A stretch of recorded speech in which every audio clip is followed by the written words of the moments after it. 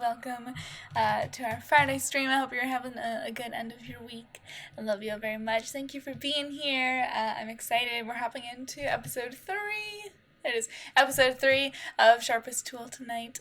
Remove the object if you can. So I hope you've been enjoying our little vampire series so far. Hello, everyone. Thank you for the compliments. Hi, babe. Yeah, we got kind of like a darker gothic look going on here. I really match the aesthetic of the show and the scenery tonight. I feel like I'm very in sync. I matched my little bat in the corner of my frame there. So yes, I hope you're excited. We are jumping into our 3rd episode. We are done with most of the full heavy exposition-y bits. Last episode we really got into what's going on in the story. First episode is really establishing our main 3 characters there and sort of leading into their new vampiric lifestyle. And then last episode we really kind of explained things, brought them in. You guys were revealed the history of the school and what's going on with the league and stuff. I know it was a lot of information, so there is a brief recap, at least in the Discord, if you missed any of it, and hopefully more of it will sink in as we just continue through the show and stuff is talked about in the universe, So we'll jump into some more actual story stuff now that everything's kind of laid out for you. We've got most of the info out of the way, even if, of course, there's still other things to explore and secrets to get into. My brief note for the first scene here, ignore the sounds that the Sims are making. I just wanted Florence to look like she was talking, so I'm having her practice sing next to Maya. Not to spoil what this first scene is, the setup of it. Just pretend she's not singing and she's talking. Okay, as always, go with my narration, not necessarily what the Sims are doing. They're wily. Okay, let's go ahead and transition on over to the series, though, as we're going to kind of jump in. Not right after we left off like we did on the last episode. We're jumping ahead in time just a tiny bit. So it's been a little bit of time. It's been about a week since we last left off where they were first kind of being shown the league. They went to their first training session to kind of see if they wanted to officially join the league and whatnot. Florence kind of introducing them to a couple people and starting to give them a little taste of what they might be capable of in the future should they continue forward the league and learn how to hone in their skills, train how to be a more in-control vampire, which is exactly what's happening here. So it is about a week later. And at least Maya is over here in the training room with Florence. There's that singing. We got the little fighting dummy going in the background too. Lots of noises in here, but as Maya is kind of trying to do some meditation here, Florence is kind of guiding her through, okay, just keep your breath steady. No need to picture, a happy place or anything like that. Just find a dark, calm corner of your brain and focus on staying there. Stability is key here, not drawing upon any specific feeling.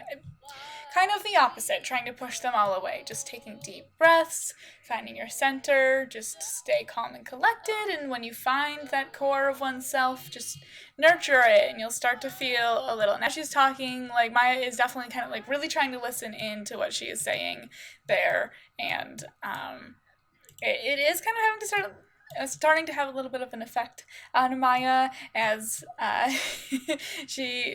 Florence kind of cuts herself off. She's saying, as you start to feel a bit, with Maya sort of gasping and opening her eyes, Florence chuckling feel a little bit weightless, as Maya kind of gives a sheepish little smile back, yeah, it was almost like I was starting to float outside my body. It was really weird. Sorry. Florence, immediately jumping out, oh, no need to apologize. It's really weird at first and definitely scary, but you're on exactly the right track, okay? If you practice finding that center and staying calm and just leaning into that feeling instead of running away from it, then you could gain incredible control over your powers that reside inside you now. In fact, I'm impressed you've gotten this close with only a week of training with us. Maya kind of blushing and saying, really?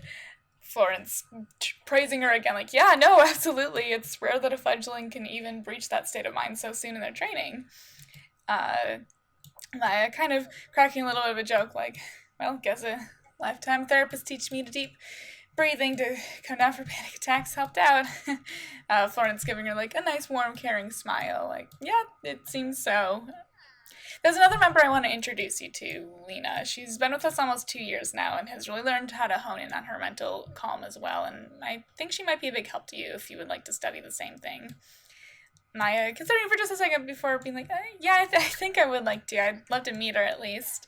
Maya's eyes kind of trailing off, and her smile falling a little bit as she sees Lynx entering the training room as well over here. I'll get Lynx walking in. Florence not necessarily taking note, but Lynx sort of averting her gaze as well as she messes with the gym bag that's over her shoulders. Florence continuing on, like, yeah, no, of course, just let me know when you're going to be around here next, and I'll make sure Lena can stop by at the same time. Maya sort of just sheepishly nodding, be like, leaving, trying to definitely just kind of avoid Lynx for the time being. Lynx definitely trying to avoid making eye contact as well, and Florence, I mean, kind of noticing that there's a little bit of a weird energy there as Florence goes over to Lynx herself, addressing her, like, well, I got a request to rescind the change of address for you, so I assumed all was well in your household, but Lynx kind of like scratches the back of her head, like, well might be an overstatement, but we're making do now that we all literally crave blood. As Florence, like, I see. Probably not the worst plan, I suppose, just to try not to actually kill each other, I guess. It takes a lot more to hurt you now, but that doesn't mean you guys are invincible. Speaking of practicing your skills not killing people, I noticed at the first training that you have a pretty mean right hook, so I asked someone to join you today that I think could help. As Florence goes ahead and walks Lynx on over to this guy that has been kind of training in the corner here for this scene, as he finally finishes up at the little sparring dummy and turns around to see them walking over. Kind of a look of surprise sort of crossing his face as Lynx is sort of squinting, and then recognition washes over her face as well as the guy just kind of raises his eyebrows like, wait, Lynx? And she's like, oh, Blake? Florence seeming kind of confused, but picking up, oh, so wait, do you guys already know each other? Blake just immediately kind of going over and giving Lynx a hug, even if she sort of bristles at it a little bit, being a bit less of a touchy-feely kind of person herself. As Blake is like, oh, yeah, no, we used to be rave buddies back in freshman year. And Lynx continues like, yeah, until you started being really cagey and never wanting to go out anymore. Wait, is this stuff why?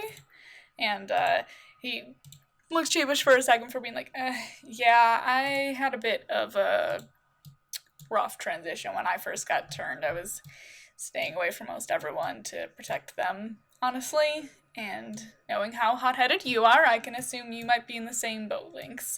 Thanks for recommending me, Flo. I got it from here.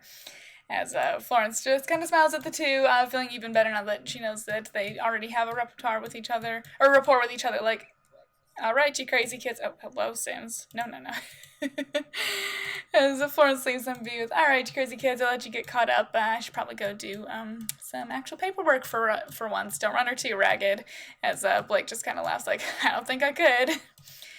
Florence going ahead and leaving the room here. As Lynx starts to, stretch and warm up, ready to do some training here as she calls back to his previous statement there, like, so by rough transition, you mean, Blake continuing the sentence therefore, like, yeah, my temper can get the best of me sometimes, which ends up no bueno when you've got 10 times the strength. And, some random dude, I'm just gonna get them sparring here.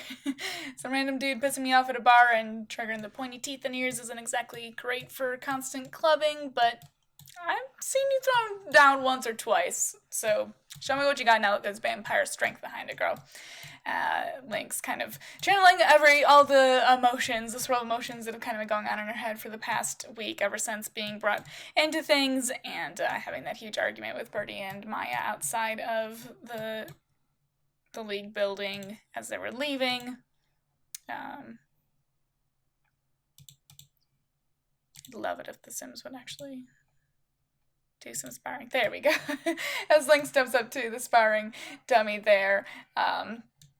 Just really, like, giving it a good solid punch right away, like, almost knocking the thing over. Blake's like, oh, damn, all right, yeah, I was right. Very impressive, but very untrained. A lot of anger behind that. You doing all right?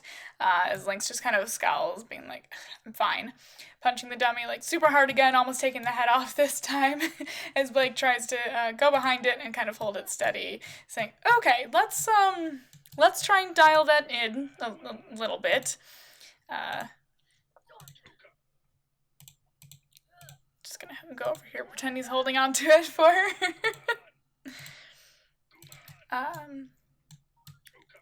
Him just kind of, like, holding it steady, like, letting her train and coaching her a tiny bit for just a little until he sort of picks up conversation again, saying, so are you still shacked up with Clarissa, or Lynx going ahead and punching it. The punch is kind of getting a little more violent again, even if they were starting to calm down with Blake's training there.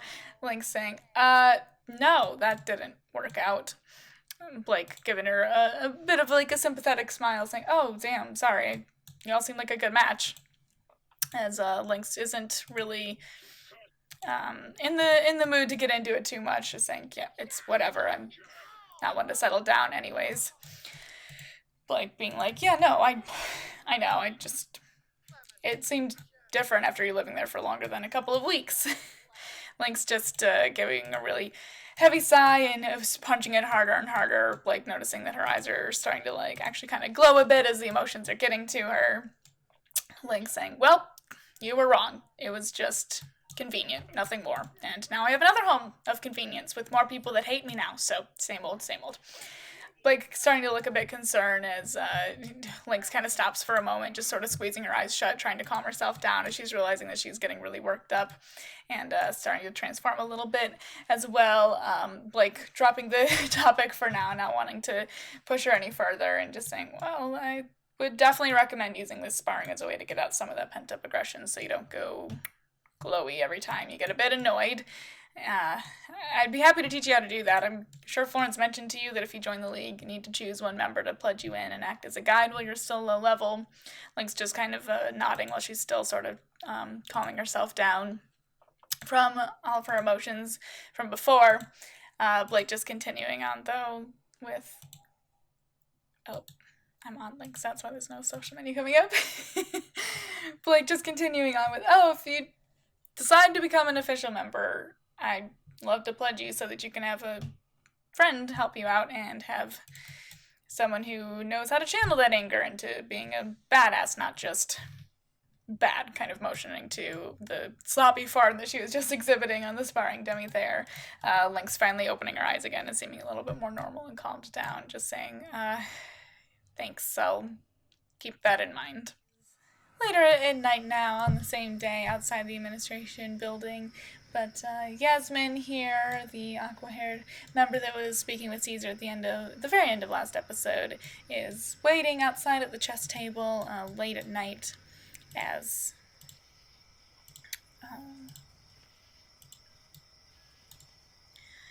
the headmaster himself, 𝕾𝖍𝖆𝖗𝖵, is headed over and taking a seat across from her at the chess table, her giving him a bit of a shy but, seeming pretty confident smile starting conversation with him, even though he has his usual stern, stoic face on, saying, "Thank you for meeting with me, sir. I know you're quite busy." Him responding curtly as usual with, "That I am, but you are one of the few Caesar. I'm aware you're one of the few Caesars brought in on my plan, and I've noticed your unwavering loyalty thus far, so I will grant you one chance since I admire how bold you were to reach out to me directly." As she continues on, like, "Yes, of course, sir, I would never dream of being anything more than loyal, but I'm glad that my reaching out show nothing more than utter respect that I have for you. I'm honored to be included in the process of reinstating the League of Protectors, and I support it 100%. Him growing bored as she's talking, saying, "Thank you, but don't dally, get to your point." As Yazmin continues on, "Yes, right. I wanted to talk to you about the new fledglings. Do you know of them?" Him rolling his eyes and saying, "Don't insult me by assuming I'm not aware of every single thing that happens in these halls." Yasmin's still trying to not put her foot in her mouth, whether she's succeeding or not, saying, "Yes, of course, sir. I think they may be helpful to your plans. I brought it up to Caesar, and he told me to keep an eye on them, but he seemed fairly dismissive every time I've tried to follow up in the past week, so I thought I'd come directly to you, sir." 𝕾𝖍𝖆𝖗𝖃 rolling his eyes again and saying, "That's because Caesar isn't nearly as smart as he believes, just because I thrust my busy work upon him. I don't disagree with you, though." Yazmin, smiling at the rare compliment from the headmaster there, saying, "I'm so glad to hear that. I think they're close to accepting invitation, and I have no doubts I could get one of them to choose me as their pledge. Lynx already seems to be a fantastic fighter," as 𝕾𝖍𝖆𝖗's going to kind of cut her off there, though, and say, "No, she's too unruly, won't follow directions. We need good soldiers, not just good fighters." And Maya already likes Florence too much, already looks at her with too much admiration, so I wouldn't bother with that cause. The other one, though, Birdie, they seem smart and skeptical of Florence and all this already. Gain their trust. I think that's our best bet. As Yazmin will finish off there, saying, like, "Oh, yes, sir, will do. Thank you again." And without another word, Dimitri is just going to go ahead and leave the conversation,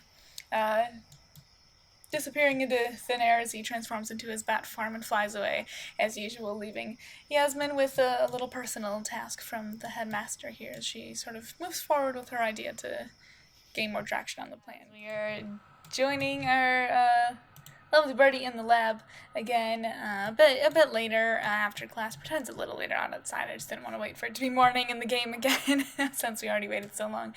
But it is after lab, as most of the students have kind of found out at this point. But Birdie has a little thing that they are hoping to work on, so they're gonna go ahead and head up to their professor right after class here once everyone else is sort of filed out.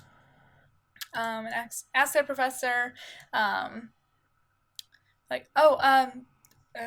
Professor McMahon, would it be alright for me to stay a little bit late in the lab today to work on a personal project that I'm hoping to write up for a potential internship?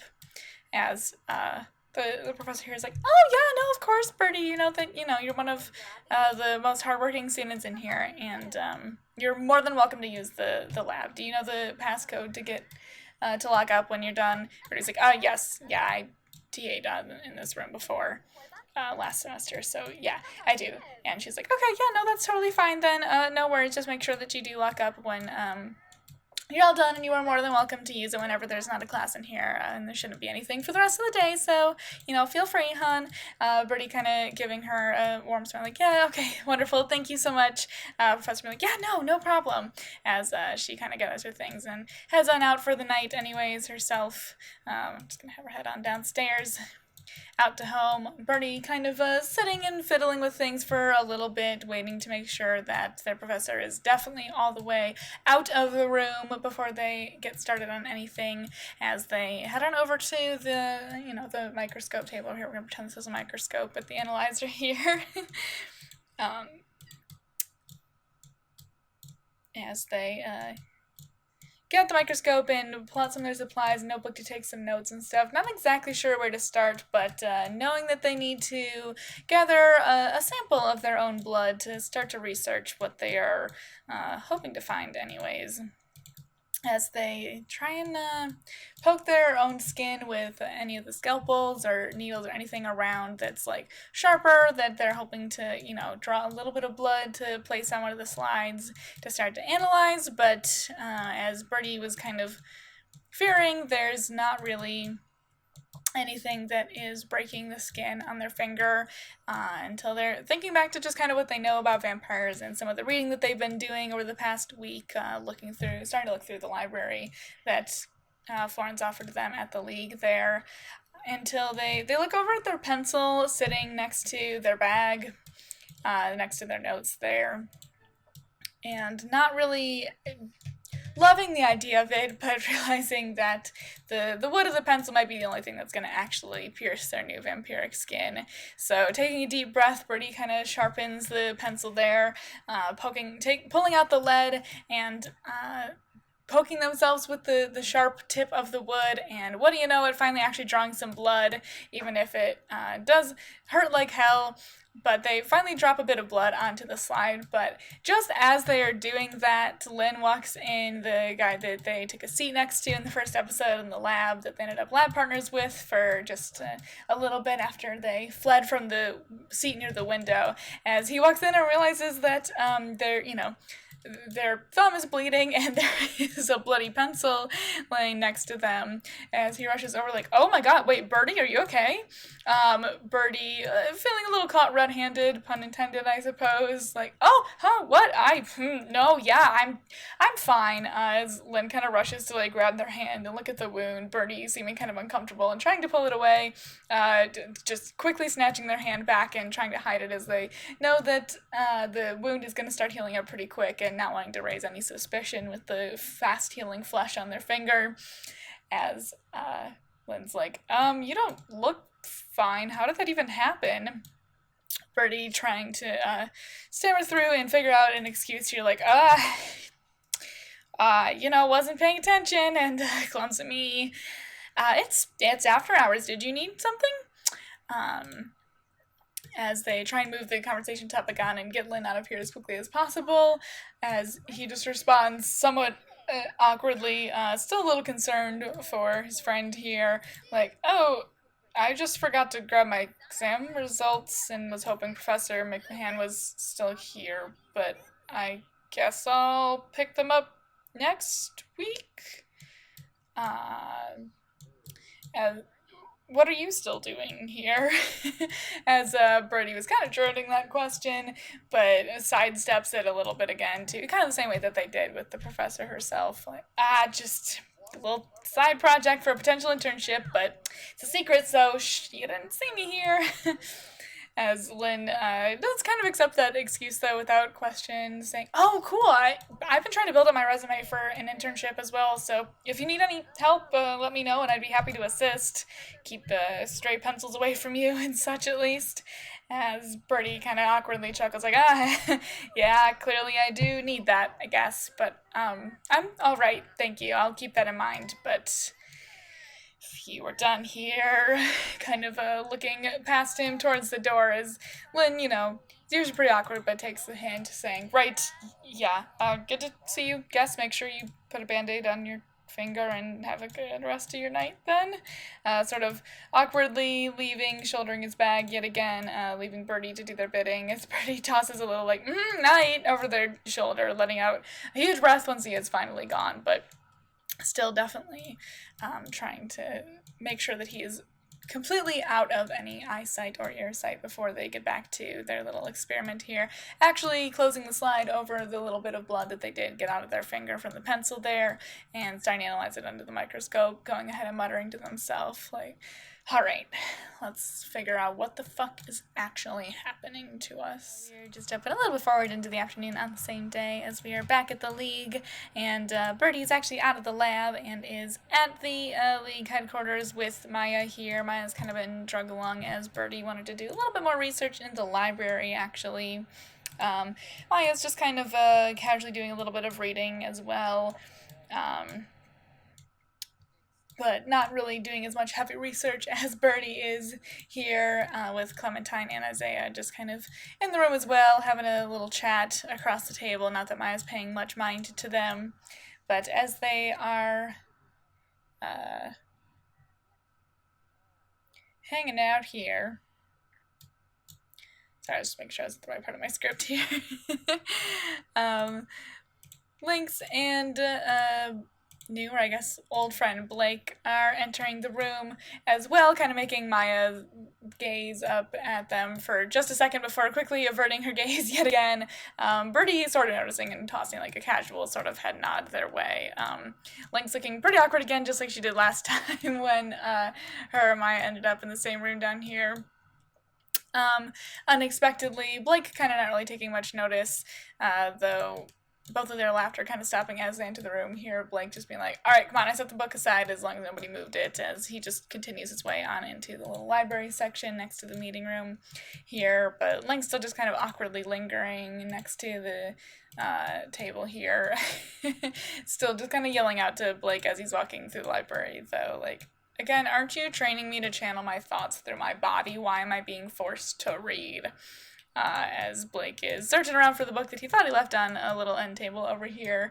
Just like, because I am a dumb brute, and I will not be able to explain the process as well as the grades, even if I can show it to you. I just think some of the words will help in combination with our training, so let me grab it for you, as he finally finds it, and brings it on over. Oh, hello.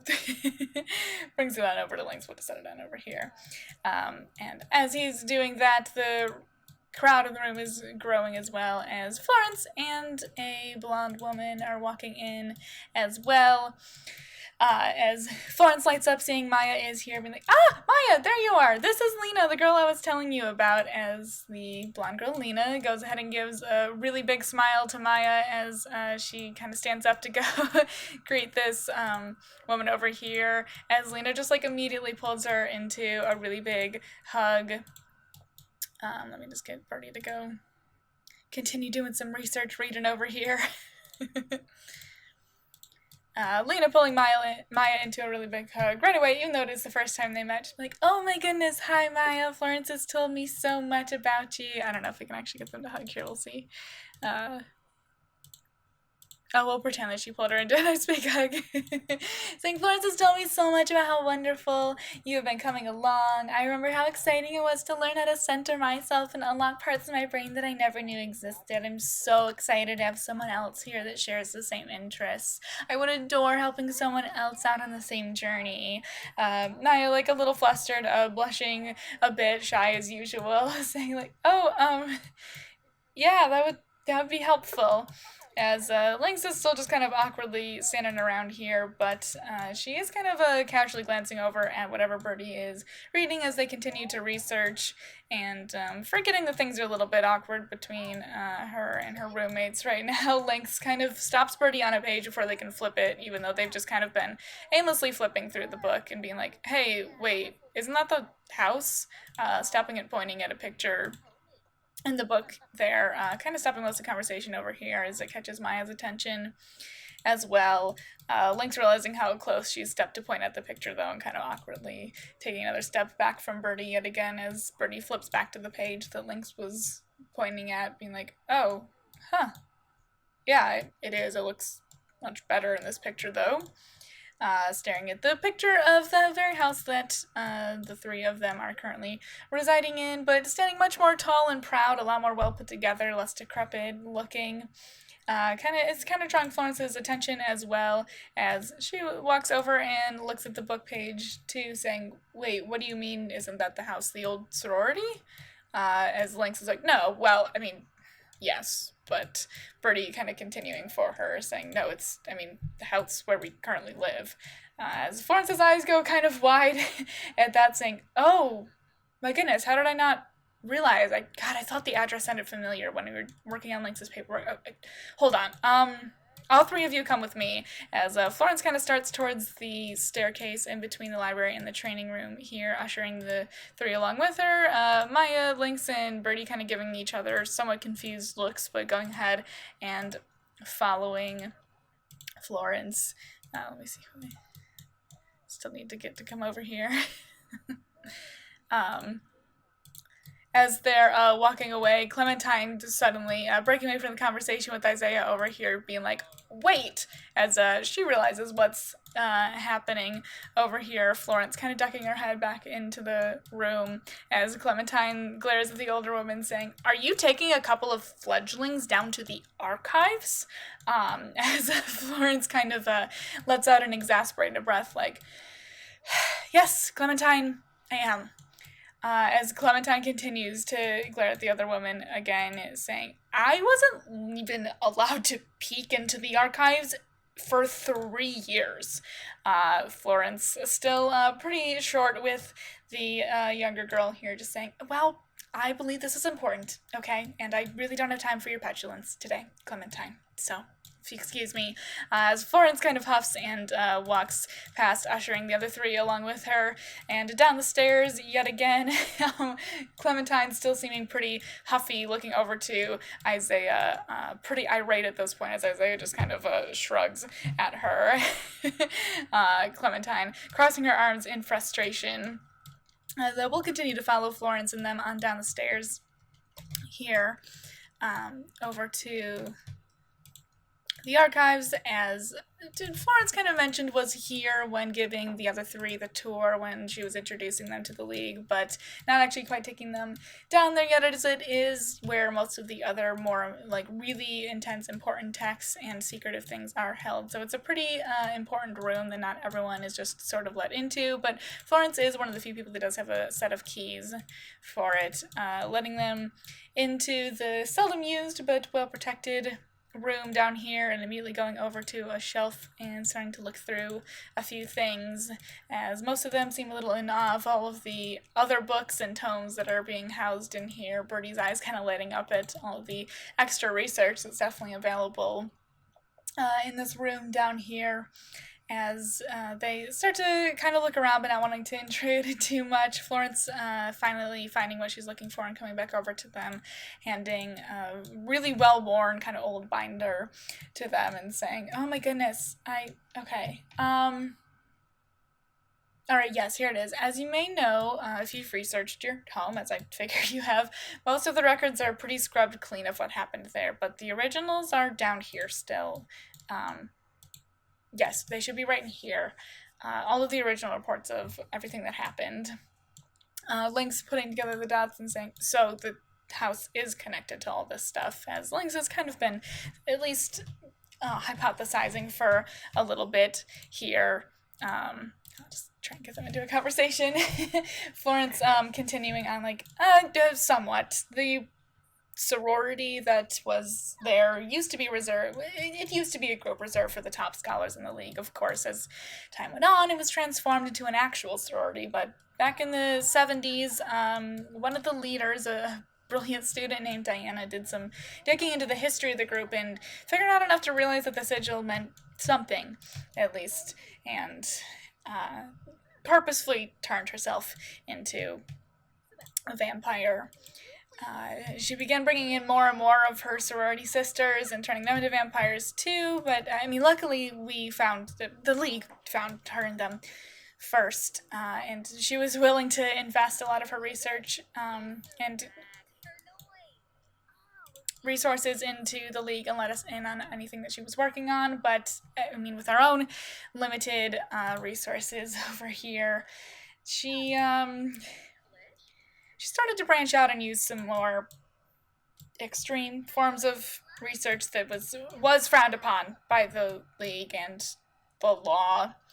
She purposely disposed of herself when she knew that some of her experiments had gone found, to go down with the ship, so to say. Maya, like, realizing the way that Florence is kind of talking about this woman, asking, wait, did you know her? As Florence kind of continues on like, oh, what? Oh, no, that was the 70s. I was still a child back then. Despite popular myths, we aren't timeless. We vampires still age at a normal rate, and I wasn't brought into the league until the 90s anyways, but I've heard plenty of tales of her. A lot of the older members do remember her fondly and recall upon her brilliance, even if she kept a lot of the records of her findings close to the vest until she had concrete answers. Meaning a lot of the stuff that was still in progress when everything went down was kind of lost to us. Birdie, kind of looking through this file that they were handed during most of this conversation, being like, huh. There's old blueprints of the house in the back of these files that show an attic. Maya, you and I scoured those blueprints that we were given when we were researching the house, and the ones that we provided when we were giving our proposal to the school to allow us to move in there as student housing. There was never an attic shown in any of them. Florence seeming kind of surprised at that too, being like, huh, I guess that must have been scrubbed from the records as well. Must be for some reason then. Y'all stop it, please. No showing off powers in the middle conversations, thank you. As Maya thinks about it for a moment before continuing on, being like, wait, isn't there that weird hook in the ceiling outside of the doorway to my bedroom? Do you think that maybe that could be a handle to like a door to an attic or something? As Birdie seems a little skeptical, like, I don't know, maybe it's always just been a little weird, but I mean, a lot of that house is weird. I feel like we yanked at it plenty just trying to remove it and nothing really happened. I feel like something would have happened at least a little bit if it was something sealed shut. Lynx kind of stealing herself for a moment before saying, we should try to open it again. Everyone's attention kind of turning to her as Lynx is like, we should try and pull on it again. Maybe it is a door. Birdie's still seeming kind of skeptical about it, just remembering all of the work that they and Maya did. Like, oh my god, everyone's so loud. We turned Sims down a little bit. Sims, stop. No flirting, please. That is your counselor. Birdie kind of seeming skeptical, remembering how like much they pulled on it and not really getting anywhere. Kind of doubting that it is a door, but not really necessarily knowing what other lead they had if this attic does kind of exist in the home. Birdie's been like, I mean, I don't know. I really don't know that it's gonna do anything. Lynx being like, no, it hasn't before, you said, but we can get it open now. Like, maybe you couldn't normally, but we have vampire strength now. We can absolutely bust that thing open. I can absolutely bust that thing open. As Birdie kind of considers this for a second, since they weren't thinking about it from that point of view. Maya clearly kind of recontemplating it as well herself, as Birdie's like, God, I guess it's worth a shot. Florence just kind of following the conversation and saying, yeah, I mean, if you do find anything, let us know. Any remnants of Diana's work that we're unaware of would be incredible. As the three kind of continue to chat about plans for this as they're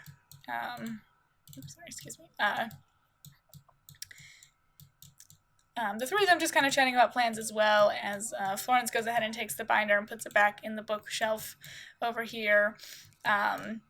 Keeping the records still sealed away in the archive nice and safe, of course.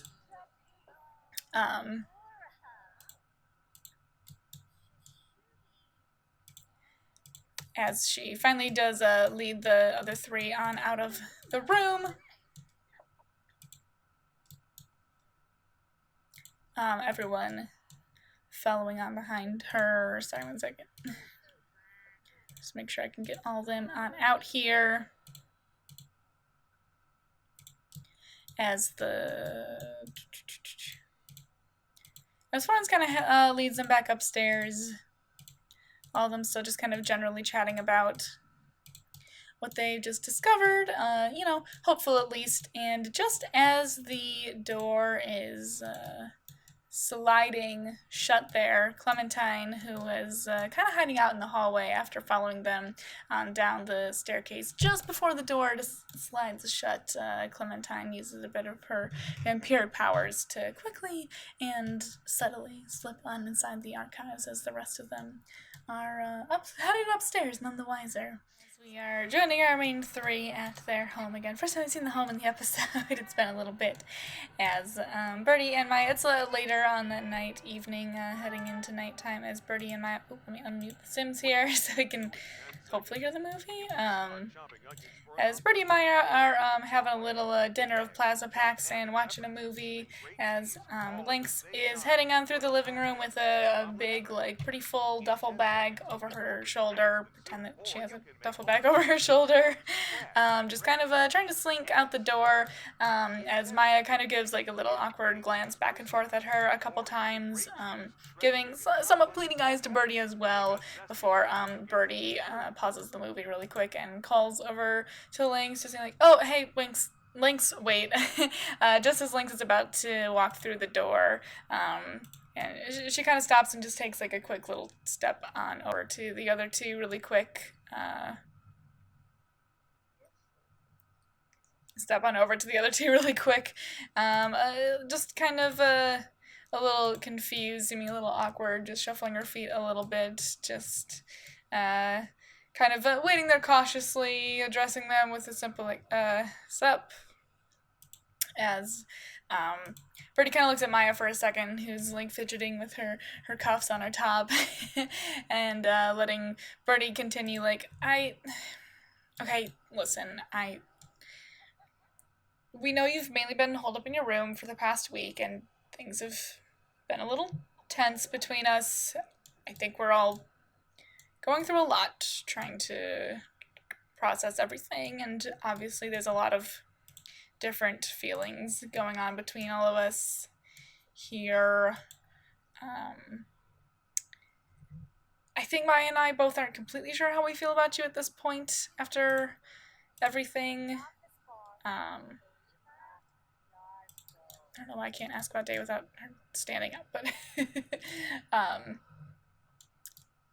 as Maya's like kind of just listening to the conversation a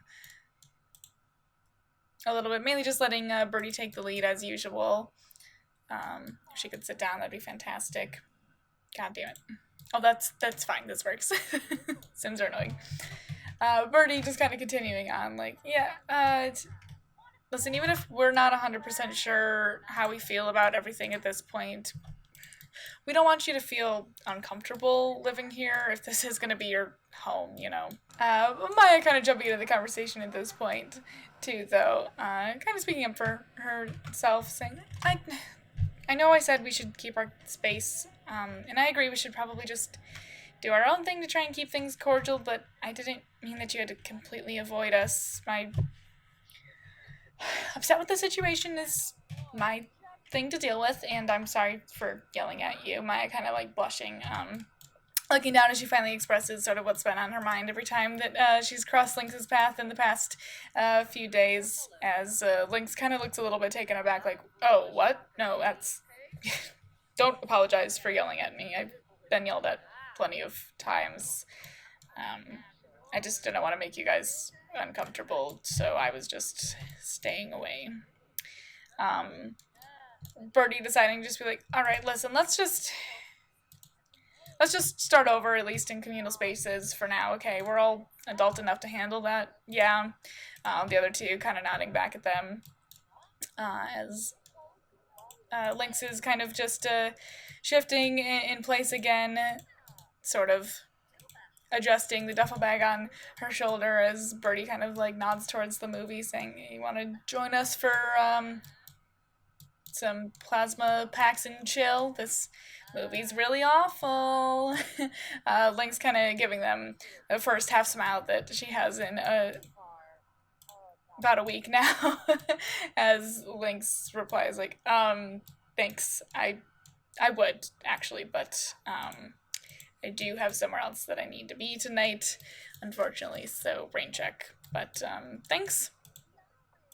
As Maya continues on right before she leaves, though, like, we were thinking of trying to open the attic tomorrow afternoon if you're free.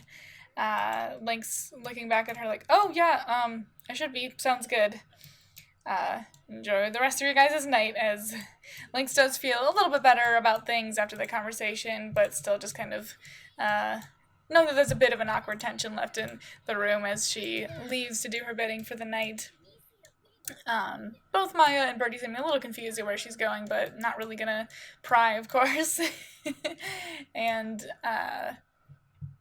Birdie looks over at Maya, noticing that her face is definitely a little bit more calm. It's not quite as twisted up as it's been for the past few days, as Birdie kind of smiles like, feel better now, and Maya's like, yes, definitely, kind of letting out a breath, letting her shoulders finally drop a little bit, hearing her phone chime for a second and then looking down at it and smiling as Birdie kind of looks over and is like, who are you texting?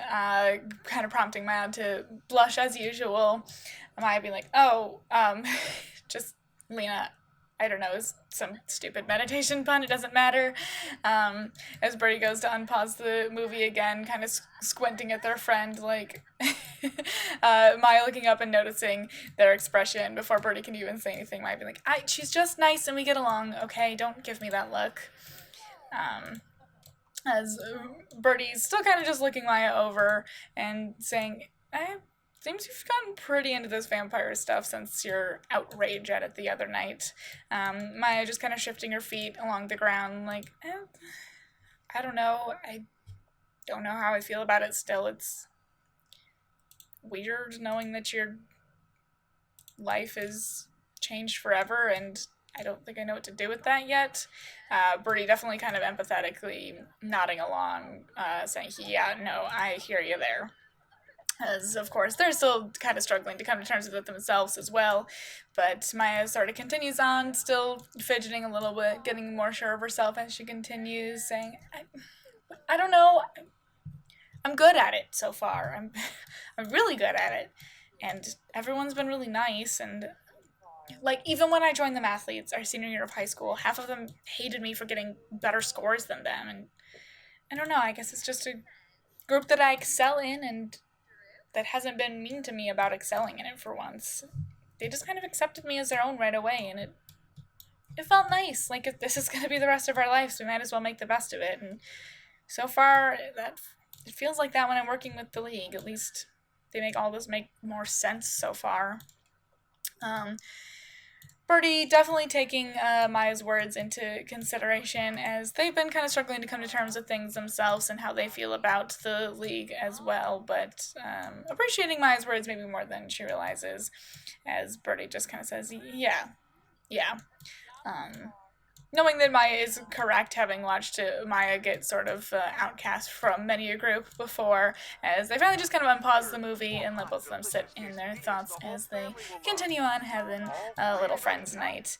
Next afternoon, and the angles are going to be a little bit awkward here for a little bit, but don't worry, things will look cool in just a second. Let me unmute Sims here.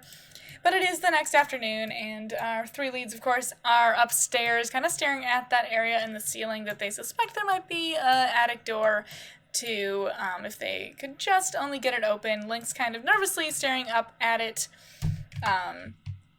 just kind of waiting to go ahead and give it a good yank. The other two standing behind her, just sort of waiting for the same thing. No one really sure if they should just go for it, or if there is anything that they should say or do. The other two just kind of relying on Lynx to go ahead and start the action at some point here, as Birdie finally breaks the ice, just saying, well... Lynx nervously kind of replying like, Birdie just being like, what? Are you gonna open it? Lynx just being like, yeah, I'm just channeling my energy, or whatever dorky thing Maya's been saying. Maya giving a little indignant like, hey, of course. As Birdie kind of teases her a little bit like, what? You're not scared, punk, are ya? Lynx just kind of like, what? No, all right. As she walks right up to it, reaches up onto her tippy toes, barely being able to grasp the strange hook that is in the ceiling there, and giving it a big yank with like a nice deep breath. Nothing really happening as Birdie kind of crosses their arms, sort of muttering mainly to Maya, like, "See, I told you."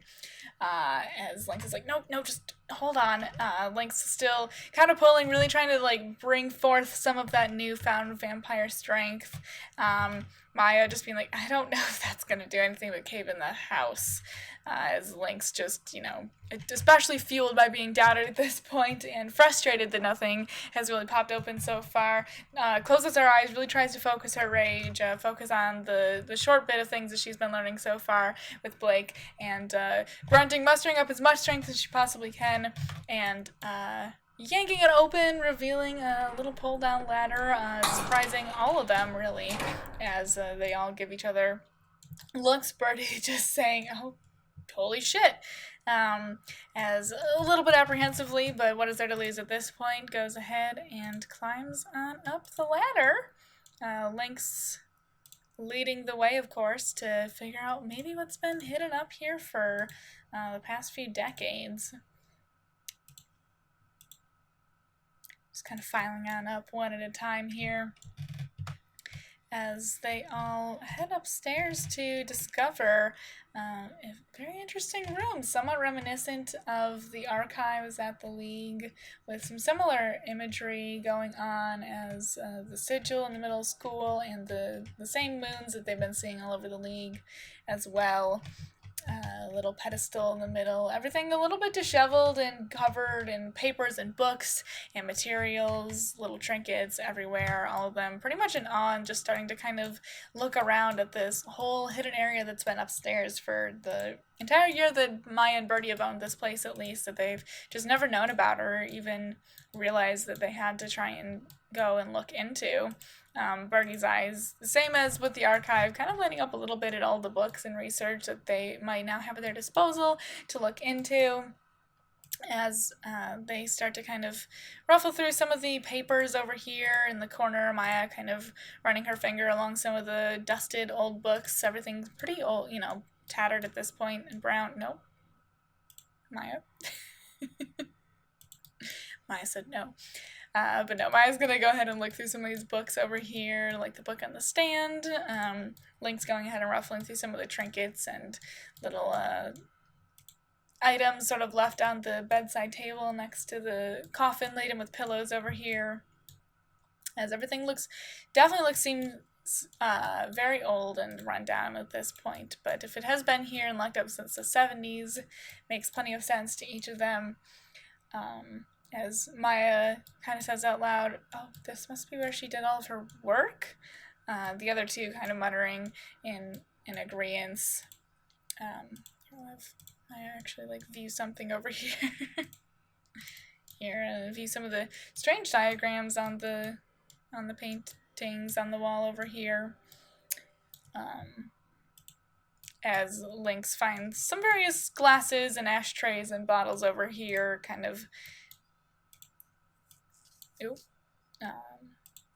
adding on to Maya's sentence about her doing her work here. Lynx saying, "Yeah," and other things, kind of shaking an empty pill bottle at the other two, as Birdie's still kind of just marveling over all of the books and kind of scattered documents at this point, but, quite a vast array of them, to say the least. Marveling over them, like, "Oh my god, there's so much documentation here."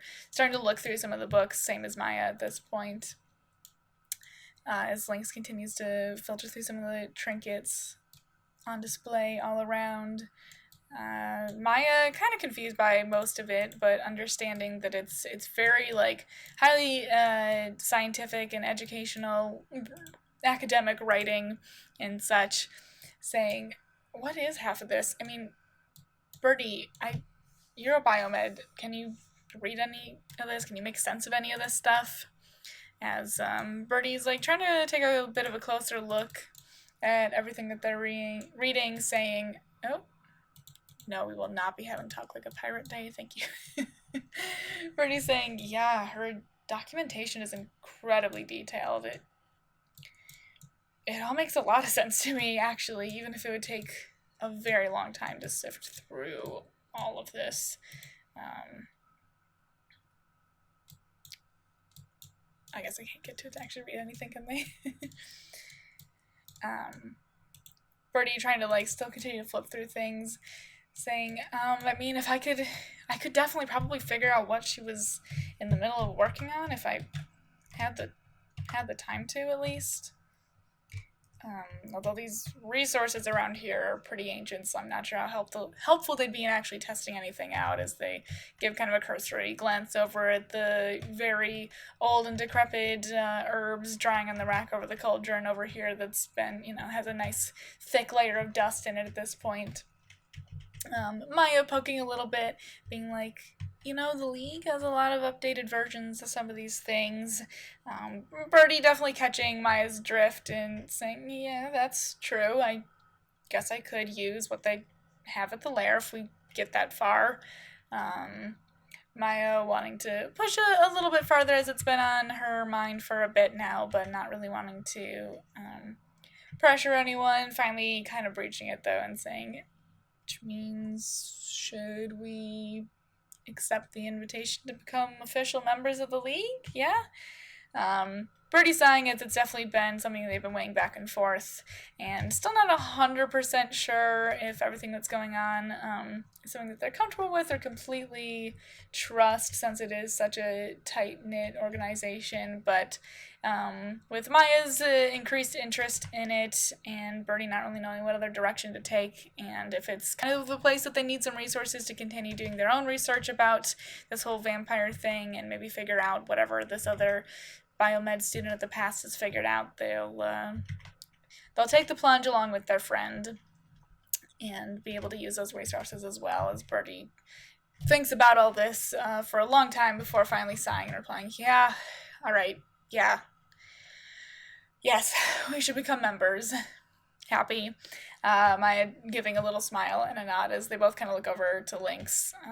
Her a little taken aback, not necessarily sure if they were looking for her opinion or not, but her agreeing with the other two, saying, I mean, I was kind of already planning on doing so anyway, so, I mean, what else am I supposed to do with all these cool new powers?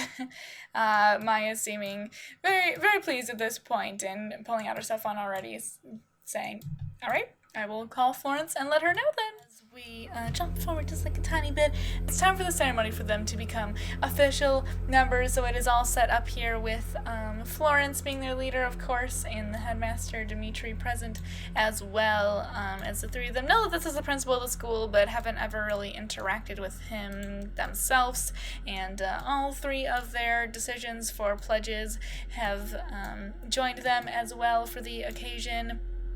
Of course, as everyone is dressed in their official League outfits, one of which has been given to each of our leads also. It's a little bit intimidating of a ceremony, but they're finishing up here as Florence is continuing to read from the ancient tomes here, and, as she is reading and finishing up, Florence is actually slowly starting to transform into her own dark form here as she reads out. Through tragedy can come great strength, vested by the powers that be, unwillfully gained. May your powers be heroically used. May you go forth with great control and great wisdom as you find light in the dark and practice doing good. Protector only in name shall you henceforth protect your own blood and your brothers. As she is talking, and each of their chosen pledge members to involve them in the League and train them from here on out in whatever area seems to speak to their soul the most. As Lynx has chosen Blake here, all of their pledges going ahead and shifting into their more vampiric form, as well as Florence talks. Maya, of course, going with Lena, who has been working on meditation things with Maya, of course, and Yazmin over here, who has actually gotten into Birdie's ear enough that Birdie, while still slightly reluctant to be even doing this in the first place, decided it was the best decision in the circumstances anyways, to just go ahead with Yazmin, as they weren't really sure which other choice to make. But those three shifting more into their vampiric forms behind the fledglings that have chosen them, of course, as our lead's principal here, Dsmitrij, steps forward for the first time, flying over here for the first time, and kind of transforming before their eyes as well, becoming even more pale and ghastly than his usual visage, transforming into his high vampire form for the first time as well, addressing each of the three fledglings, saying each of their names as a strange impulse kind of is pulled over. Oh god, there we go. A strange impulse being pulled over our three leads as well.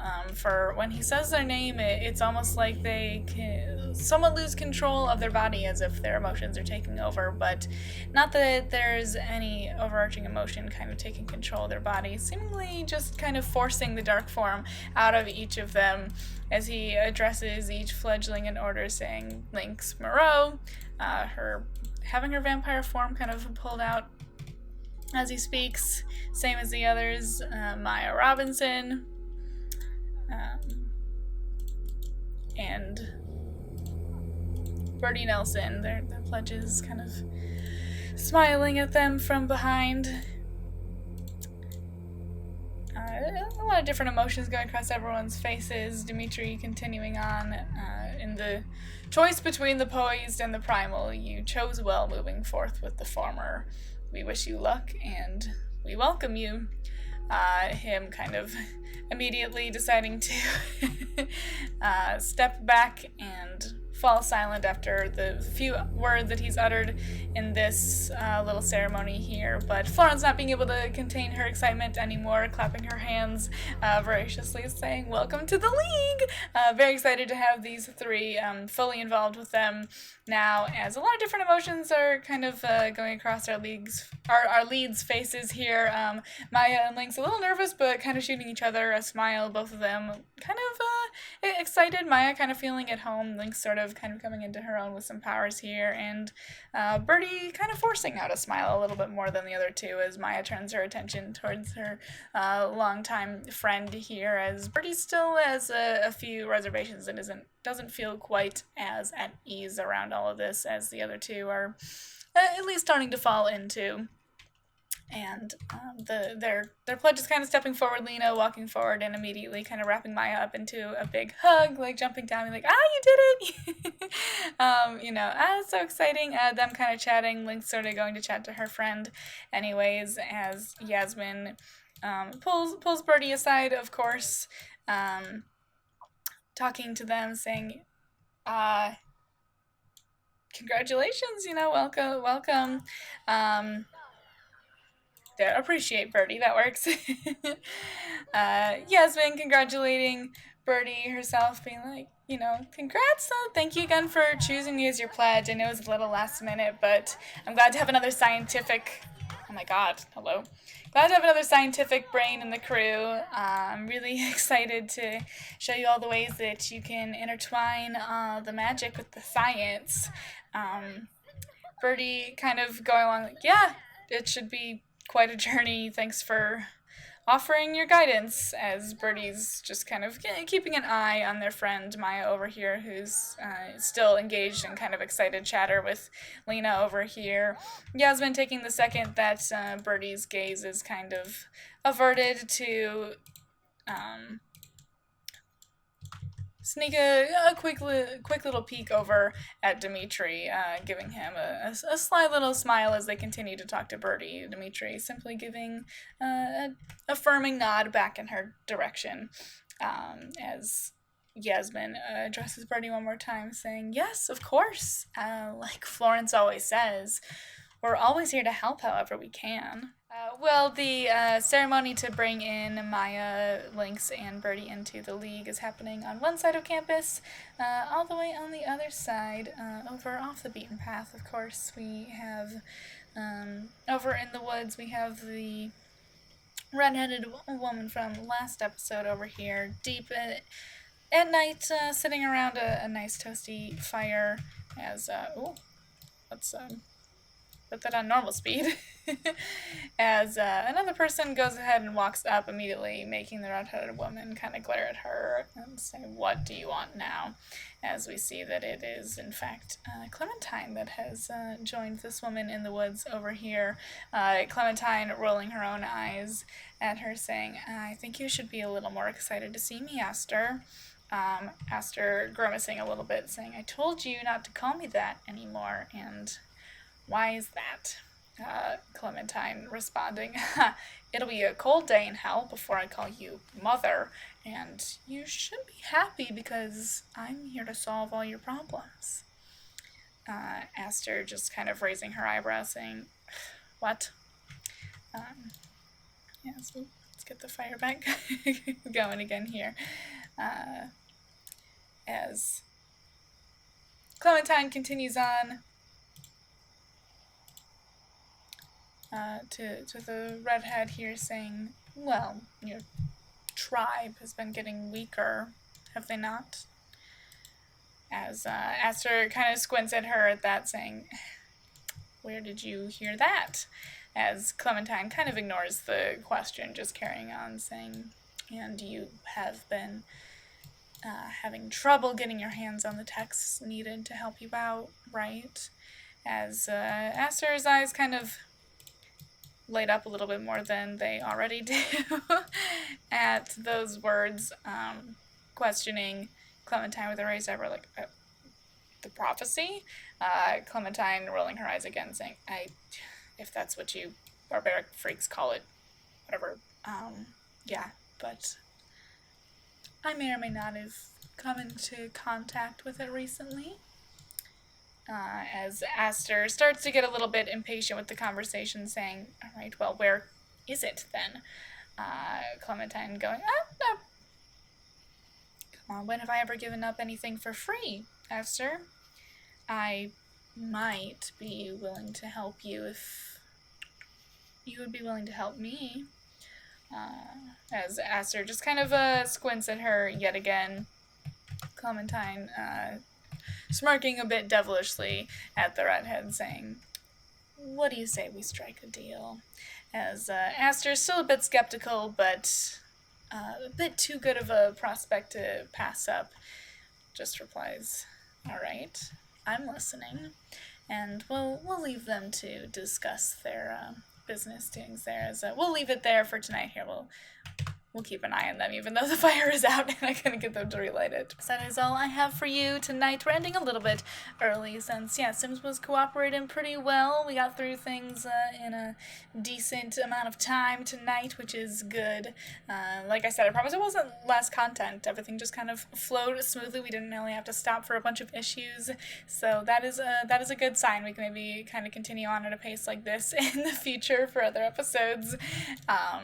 So I hope you enjoyed. We got into a little bit more story there. We're getting a couple other plot lines going or evolved at this point, and our main three are officially a part of the league now. So there's lots of fun to be had moving forward with that, as their interpersonal relationships are kind of evolving as well. Thank you so much for being here and supporting all my little projects. I hope you had fun. I'm having a lot of fun with the series, and I'm really excited to show you the rest of what I got planned in my little brain here for this show. So thank you so much for being here. I love you all very, very much, and I will talk to you all later. So hope you oh my goodness, I didn't tell you to have a wonderful rest of your night and a beautiful rest of your weekend, and I will talk to you all later.